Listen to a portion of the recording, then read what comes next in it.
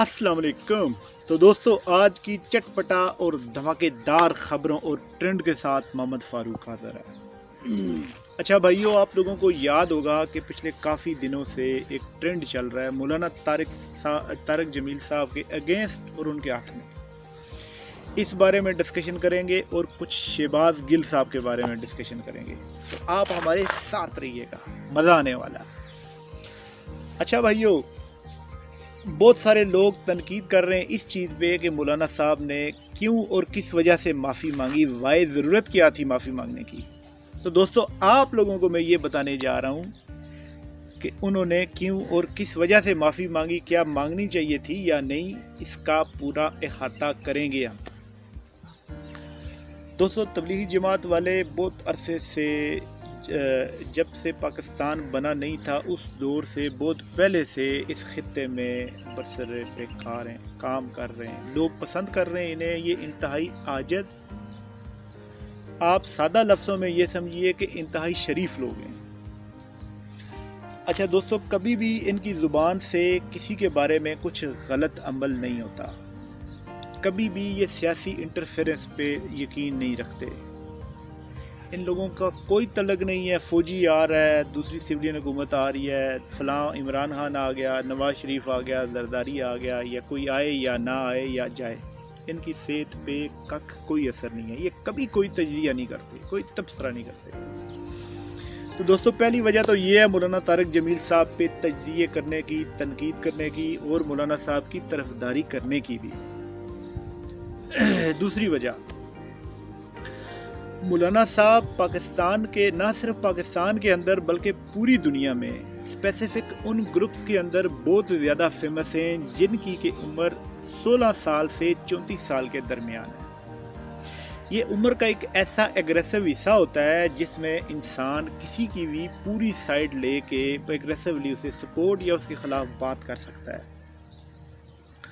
और दूसरे नंबर पे जो इसके अगेंस्ट लोग थे उनकी भी उम्रें ज़्यादातर इंटरनेट की रिसर्च से, यूट्यूब की रिसर्च से और इसके अलावा जो भी जितने भी वेबसाइट्स हैं या पैमाना है कहीं ना कहीं लोगों के नापने का, जो लोग इस पर डिस्कशन कर रहे हैं उनकी उम्रें बताई जा रही हैं। तो वो उम्रें 16 साल से एग्जैक्ट 34 साल के दरमियान के लोगों की।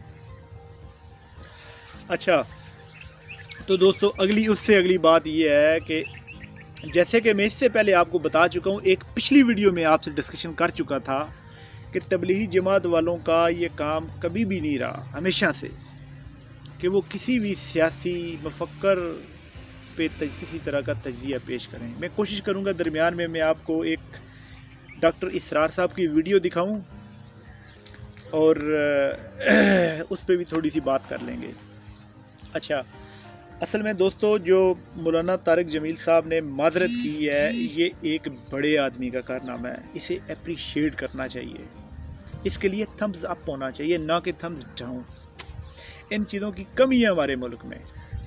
यहाँ तो कई लोग बड़े बड़े दावे करते हैं और पता ही नहीं होता, ख़त्म ब्याई गई बात हो जाती है। जैसे कि जी नौकरियाँ, और जैसे आपने दावा सुना था कि कुछ अर्सा पहले जहांगीर तरीन साहब जी बिल्कुल कहीं लिस्ट में आ ही नहीं रहे। जहांगीर तरीन साहब का पूरी पीटीआई की टीमें लगी हुई थी कि जहांगीर तरीन साहब का तो नाम ही नहीं है शुगर माफिया की जो इन्वेस्टिगेशन कर रहे हैं या जो रिपोर्ट हमें दी गई है, जो कि वज़ीर आज़म ने पढ़ी है। हालांकि वज़ीर आज़म साहब भी ये कह रहे थे कि उसका नाम नहीं है। और इस तरह की बहुत सारी बातें जो मैं आपको बताने जा रहा हूँ आगे। और दूसरे नंबर पर दोस्तों, मौलाना साहब की तरफ फिर दोबारा कम टू बैक आएंगे। मौलाना साहब हमारे माहौल के लिहाज से बात करते हैं, हमेशा हम लोगों की नफ्सियात के हिसाब से बात करते हैं, हमेशा दुखती रगों पे हमेशा वो हाथ रखते हैं। इनकी जो मजालस होती हैं या जिस जगह पे ये तकरीर कर रहे होते हैं, वहाँ कई लोगों को गिरियादारी करते देखा पाया गया है। तो दोस्तों, इस वजह से भी बहुत लोग इमोशनली इसके साथ हैं और बहुत सारे लोग तबलीगी जमात के साथ हैं इमोशनली तौर पे, और बहुत सारे लोग सियासी तौर पे मौलाना साहब के ख़िलाफ़ और हक़ में। तो इस तरह की मिली जुली सिचुएशन है, जिस वजह से कि मौलाना साहब को बहुत ज़्यादा तनकीद का सामना करना पड़ा। दोस्तों, मैं इससे पहले वाली जो वीडियो बना चुका हूँ उसमें मैंने बड़ी तगड़ी तनकीद की है मौलाना साहब पे, آج میں اپریشیٹ اس لیے کر رہا ہوں کہ انہوں نے معافی مانگی ہے۔ اصل میں ہمارے ملک میں ضرورت نہیں ہے کہ سبھی لوگ سیاست میں کود جائیں اور کچھ بھی کہتے رہیں۔ مولانا صاحب کو بہت لوگ زیادہ تر لوگ سپورٹ کرنے والی عمریں میں نے آپ کو بتا چکی ہوئی ہیں، 16 سے 34 سال کے درمیان کے لوگ ہیں۔ مولانا صاحب کو ایک بڑی دنیا فالو کر رہی ہے، پوری دنیا میں، نہ صرف پاکستان میں۔ انہیں چاہیے کہ یہ بہترین تجزیے پیش کریں یہ اپنی باتوں سے لوگوں کے دل میں اسلام کے لیے گھر کریں۔ بے شک جو پوزیٹیو چہرہ اسلام کا وہ دکھائیں، نیگیٹو تو کہیں بھی نہیں ہے، میں نیگیٹو کبھی بھی نہیں کہتا۔ پوزیٹیو جو بھی چہرہ اسلام کا وہ دکھائیں، اور یہ کبھی بھی سیاسی مسجد آباد کو بہت امید ہے، وَهِيَ خَرَابٌ مِّنَ الْهُدَىٰ، ہدایت سے خالی ہو جائے گا۔ یہ خراب کے لفظ سے هِيَ خَرَابٌ مِّنَ الْهُدَىٰ وَعُلَمَاؤُهُمْ شَرُّ النَّاسِ تَحْتَ عَدِيمِ السَّمَاءِ، اور ان کے علماء آسمان کی چھت کے نیچے کی بدترین انسان ہیں۔ مِنْ عِنْدِهِمْ تَخْرُجُ الْفِتْنَةُ وَفِيهِمْ تَعُودُ، فتنہ انہی کے اندر سے برآمد ہوگا، انہی میں گھس جائے گا۔ یعنی ان کا کام فتنہ انگیزی، مخالفت، جنگ و جدال، بھڑکانا، اپنے اپنے فرقے کے لوگوں کے جذبات کو بھڑکاتے رہنا اور مسلمانوں کے اندر اختلافات کو ہوا دینا، یہی ان کا کام رہ جائے گا۔ آج جن کو ہم علماء کہتے ہیں، ان کی عظیم اکثریت اس کیفیت سے دوچار ہو چکی ہے۔ جب مذہب اور دین پیشہ بن جائے تو کوئی خیر اس میں باقی نہیں رہتا۔ یہ دین اور مذہب پیشہ نہیں تھا۔ اسلام میں کوئی پیشوائیت نہیں، اسلام میں کوئی پاپائیت نہیں، اسلام میں کوئی برہمنزم نہیں۔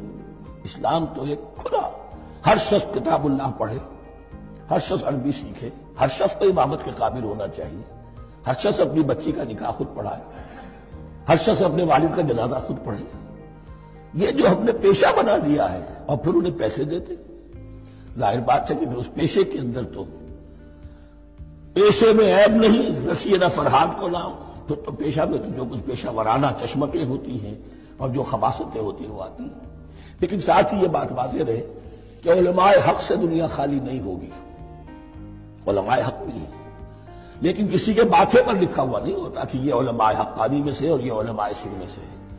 باقی یہ صحیح بات ہے کہ اکثریت ادھر جا چکی ہے، ورنہ امت کا بیڑا غرق نہ ہوتا، سیدھی بات۔ اسی چکروں میں نہ پڑیں، انہیں کوئی ضرورت نہیں ہے کہ نون لیگ کیا کر رہی ہے، کون سی حکومت اجڑی ہوئی چھوڑ گئی تھی، کون سی حکومت کہاں سے کہاں لے گئی ہے حکومت کو، کون سی کیا کر گئی ہے، کون سی کیا کر گئی ہے۔ اصل میں یہ طارق جمیل صاحب تھے جو کہ نواز شریف دور میں واہ واہ کہتے تھے انہیں، زرداری دور میں واہ واہ کہتے تھے انہیں، مشرف دور میں واہ واہ کہتے تھے انہیں۔ تو دوستو اب یہ سب کرنے کے لیے ہم نے تو نہیں بولا کہ جی آپ یہ بولو تو وہ بولو تو وہ بولو۔ بہت سارے تجزیہ نگار دوستو اس چیز کی بات گشت کر رہے ہیں کہ اصل میں نکاح اور نکاح کے ابا کے درمیان میں آپ کو یہ ذرا تھوڑی ہنٹ دے دیتا ہوں، بہت زیادہ تعلقات خراب چل رہے تھے، جس وجہ سے مولانا صاحب کی پوری کوشش ہے کہ عمران خان کو پروموٹ کیا جائے، انہیں دوبارہ سے دوستی میں لایا جائے۔ آپ لوگوں کو معلوم ہے جنرل قمر جاوید باجوہ کے بارے میں بہت زیادہ کیس رائیاں اس طرح کی ہوئی ہیں کہ یہ بندہ اس مذہبی نہیں ہے یا کوئی فلاں فرقہ، اس بارے میں لوگ کرتے رہے ہیں اس جگہ پہ، جس وجہ سے کہ لوگ یہ سمجھتے ہیں یا جنرل قمر جاوید باجوہ صاحب کا فرقہ کوئی اور ہے یا وہ بہت زیادہ انٹرسٹڈ نہیں ہے اسلام میں۔ تو دوستو اس لیے لوگوں کا یہ تاثر ہے، ماننے والوں کا، کہ وہ مولانا طارق جمیل کے پاس گئے کہ لوگوں کو یہ تاثر دیا جائے، یہ بتایا جائے کہ مولانا صاحب مجھے سپورٹ کرتے ہیں اور انہیں پتہ ہے کہ میں ایک بہترین مسلمان ہوں۔ سیکنڈلی یہ کہ اس وجہ سے عمران خان صاحب کو یہ لگتا ہے کہ مولانا صاحب کیونکہ اس مجبوری کی وجہ سے مولانا صاحب کے پاس گئے ہوئے ہیں، تو لہذا جو میرے اور باجوہ صاحب کے درمیان کوئی انٹرفیئرنس، جو ہمارے درمیان ڈفرینسز پیدا ہوئے ہیں، وہ دوبارہ سے قریب آ سکیں۔ تو ایک تو مولانا صاحب کا یہ کافی رول ادا ہوتا ہوا نظر آ رہا ہے، بہت لوگ تجزیہ کر رہے ہیں اس چیز پہ۔ اور دوستو اس کے بعد یہ ہے مولانا صاحب کا کام کہ یہ کم چانس ہوتا ہے، دکھی تقریروں کے علاوہ یہ کہیں تبلیغ کرنے نہیں جاتے، یہ کہانیاں سنا رہے ہوتے ہیں نا، میں بھوٹان گیا، میں فلاں ملک گیا، فلاں، جسٹ تقریر کرنے کے لیے یہ جاتے ہیں۔ یہ ایسا نہیں ہے کہ جو بنیادی کام ہوتا ہے تبلیغ کا، کسی کی منت کر کے اس کام میں لے کے آنا۔ یہ صرف ایکٹریسز کو، سٹارز کو، پولیٹکس کو یہ ٹارگٹ کرتا ہے، اور ڈسکشن وغیرہ کر کے گھوم پھر کے واپس گھر میں پتہ لگے کوئی بندہ اگر تبلیغی جماعت میں آیا بھی ہے 2 مہینے کے لیے، اس کے بعد پھر اگلے 10 دن بعد واپس چلا گیا۔ تو اس طرح کے چکر لگے رہتے ہیں، تو لہذا تبلیغی جماعت والوں کو ان سے تھوڑا سا الگ سمجھنا چاہیے۔ وہ لوگ بہت بہتر ہیں، بہت بڑھیا کام کر رہے ہیں، اور ہر لحاظ سے ان کی قربانیاں ہیں، اور مولانا صاحب کی بھی ہیں، لیکن اس طرح کی نہیں ہیں۔ یہ کسی نہ کسی طرح سیاسی سطح پہ یہ رول کرتے رہے ہیں، یا یہ سیاسی فائدے لیتے رہے ہیں، یا یہ سیاسی کاموں میں اپنا نام روشن کرواتے رہے ہیں، جو کہ ان کا شوق ہے۔ اچھا، تو دوستو آپ لوگوں کو یاد ہوگا شہباز گل صاحب ہیں، پی ٹی آئی حکومت کے بہت بڑے سرکردہ رہنما۔ وہ ٹی وی پھاڑ کے باہر نکل کے آ کے لوگوں کے کانوں میں یہ بولا کرتے تھے کہ آپ یقین مانو 25 تاریخ کو یہ رپورٹ جیسے ہی سامنے آئے گی تو یہ جتنے لوگ بھی اس میں انوالو ہیں یہ سب اندر جائیں گے۔ آپ لوگوں کو معلوم ہوگا شہزیب خان رضا کے پروگرام میں اس نے کتنی بار بڑی کر کے انہوں نے لوگوں کو بولا کہ جی اب ہم لوگ تو پکڑنے جا رہے ہیں، ہم جہانگیر ترین کو نہیں چھوڑیں گے، خسرو بختیار کو نہیں چھوڑیں گے، ہم لوگ شہباز شریف کو نہیں چھوڑیں گے، ہم لوگ چودھری پرویز الہی کے بیٹے کو نہیں چھوڑیں گے۔ تو دوستو یہ سارا کھو کھڈے کھاتے چلا گیا ہوا ہے، اس سارے کسی میں اب کچھ نہیں بچا، اور یہ بہت جلد واپس اسی پٹڑی پہ آگے ہوئے ہیں۔ کرپٹ لوگوں کو اپنے پنکھوں کے نیچے دے کے کرپٹ لوگ عناصر کو چھپا رہے ہیں، اور جن لوگوں کو نکالا گیا تھا ان لوگوں کو دوبارہ اس سے بہتر عہدہ دیا گیا ہے شاباشی کے طور پہ۔ تو دوستو بہت دنیا، کافی لوگ یہ کہتے ہیں میں تو خان صاحب کا بہت زیادہ سپورٹر ہوں، جو سچی بات ہے، لیکن پھر بھی کچھ سچی باتیں ہمیں سوچنی چاہیے۔ وہ سچی باتیں کیا ہیں؟ کبھی بھی زندگی میں کسی بندے کی اگر پہچان کرنی ہو، اس کے ارد گرد کے دوستوں کو دیکھا جاتا ہے۔ اگین میں ریپیٹ کر رہا ہوں، یہ یاد رکھیے گا آپ لوگ۔ کبھی بھی کسی بھی انسان کے کردار کے متعلق سمجھنا یا جاننا ہو آپ کو، تو آپ لوگ ہمیشہ ہمیں بڑے یہ کہتے آئے ہیں، شاید یہ غلط بھی ہو، اگر غلط ہے تو اس پہ آپ تجزیہ کریں گے کومنٹ کے اندر۔ تو یہ دیکھا جاتا ہے کہ آپ کے دوست کس طرح کے ہیں، آپ کیسے لوگوں میں بیٹھتے اٹھتے ہیں۔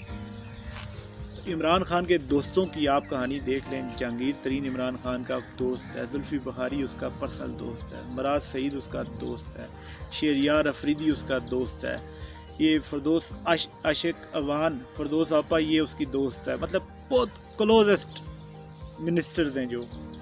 یہ شہباز گل اس کا دوست ہے، وہ جو گلیاں دینے والا دوسرے پنجاب گورنمنٹ میں چوہان ہے وہ اس کا دوست ہے، مطلب اس ٹائپ کے اس کے دوست ہیں۔ اس سے یہ آپ اینالائز کریں کہ یہ خود کس قدر بہترین بندہ ہوگا۔ آپ سمجھ رہے ہیں میں کیا کہہ رہا ہوں سر؟ تو دوستو امید ہے آپ لوگوں کو میری ویڈیو پسند آئی ہوگی، اگر پسند نہیں بھی آئی تب بھی آپ نے میری ویڈیو کو لائک کرنا ہے، چینل میرا اگر سبسکرائب نہیں کیا تو سبسکرائب کرنا ہے، اور ساتھ بیل آئیکن کا بٹن دبانا ہے اور وہاں آل پہ کلک کرنا ہے۔ کمنٹ میں اپنی رائے سے آگاہ کریں مجھے، یہ ضروری ہے کہ آپ بھی اظہار کریں اپنی رائے کا، میرے خلاف ہی کیوں نہ صحیح۔ ٹھیک ہے دوستو، بہت شکریہ، جزاک اللہ۔